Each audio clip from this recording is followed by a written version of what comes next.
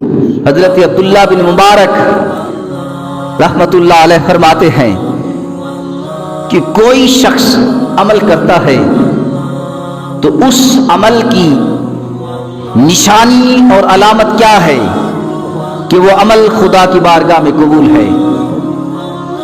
کسی عمل کی نشانی علامت کیا ہے؟ کیسے پتہ چلے گا؟ ہمیں کیسے اندازہ ہوگا کہ یہ عمل خدا کی بارگاہ میں قبول ہے؟ عمل کی نشانی، قبولیت کی نشانی اور علامت کیا ہے؟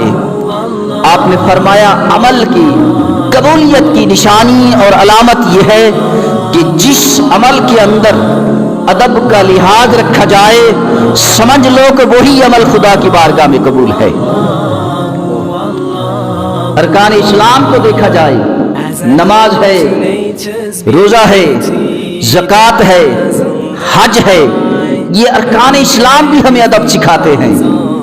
نماز ادب کے ساتھ پڑھو گے وہی نماز قبول ہے، بے ادبی بے خیالی سے پڑھو گے تو کراہت آ جاتی ہے۔ اسی طرح حج عمرہ ہو، دائرہ ادب میں رہ کر اگر حج عمرہ کرو گے تو علامت ہے کہ وہی حج عمرہ اللہ کی بارگاہ میں قبول ہے۔ اگر دائرہ ادب سے باہر نکل کر حج عمرہ ہو تو کراہت آ جاتی ہے۔ یارو تمہارا ظاہر بھی ادب سے مزین ہو، تمہارا باطن بھی ادب سے مزین ہو،